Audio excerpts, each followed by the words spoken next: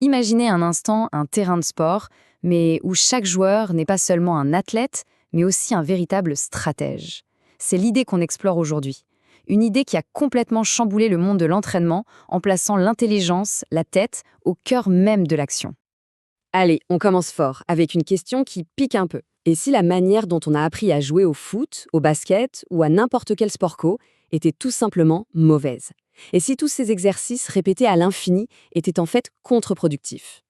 Pour bien comprendre ça, il faut d'abord jeter un œil à la méthode classique, celle que tout le monde connaît, celle qu'on pourrait appeler le mythe de l'entraînement parfait. On a tous cette image en tête, pas vrai? Les joueurs en file indienne qui répètent le même geste, la même passe, le même tir, encore et encore. L'idée, c'est simple. D'abord, on maîtrise la technique à la perfection, sans personne pour nous gêner, et seulement après, bien après, on essaye de l'utiliser en match. La tactique, ça, c'est pour plus tard. Eh bien voilà le truc. Cette approche, qu'on a longtemps crue intouchable, elle est sérieusement remise en question aujourd'hui. Une nouvelle façon de penser a émergé, une qui suggère qu'on a peut-être mis la charrue avant les bœufs depuis le début. Et cette petite révolution, elle a un visage. Celui d'un penseur visionnaire qui a osé aller à contre-courant de décennies de certitude dans le sport. René Deplace. René Deplace, il a résumé toute sa philosophie en une seule phrase. Simple, mais tellement puissante. Pour lui, la vraie clé de la performance, ce n'est pas juste la force physique ou la technique pure. Non, c'est la capacité d'un joueur à lire le jeu, à prendre des décisions intelligentes. Et là, la différence est flagrante. L'approche classique, c'est « fais le geste ». L'approche de Deplace, c'est « comprends le jeu ». Le geste technique n'est plus l'objectif final. C'est juste un outil, une solution à un problème posé par le jeu. Le joueur, il n'est plus un simple exécutant, il devient un décideur. Bon, mais alors, comment on passe de l'exécutant au décideur? Eh bien, Deplace a mis le doigt sur un ingrédient crucial, un truc qu'on oublie tout le temps dans l'entraînement tradi. C'est l'opposition. Son concept clé, c'est le rapport d'opposition.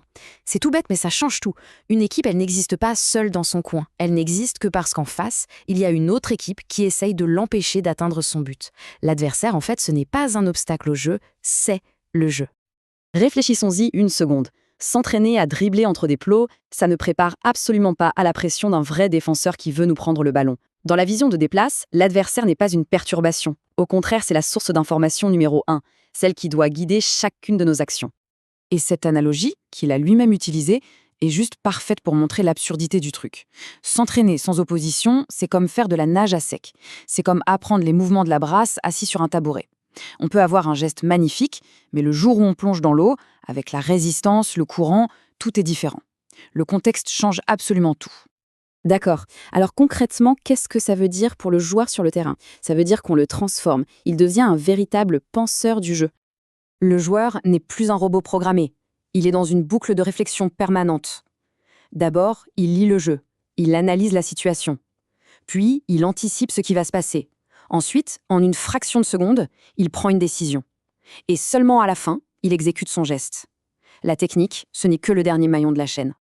Deplace donne un nom à cette intelligence de jeu, la conscientisation. C'est comme si le joueur avait une carte mentale du terrain dans sa tête. Une carte qui lui permet de voir non seulement ce qui se passe maintenant, mais aussi ce qui va se passer dans la seconde qui suit. C'est presque la capacité de lire l'avenir du jeu. Du coup, le joueur moderne, selon Deplace, il repose sur 3 piliers.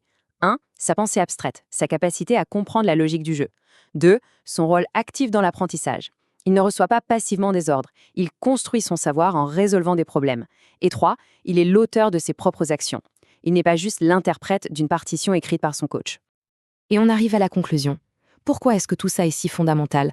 Parce que cette approche, au final, elle ne crée pas seulement des joueurs plus intelligents, elle crée des équipes plus fortes, plus adaptables, des équipes qui développent une sorte de génie collectif.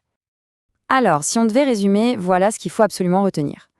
Primo, l'opposition, ce n'est pas une gêne, c'est le cœur du réacteur. Deuxièmement, les joueurs ne sont pas des exécutants, mais des solutionneurs de problèmes.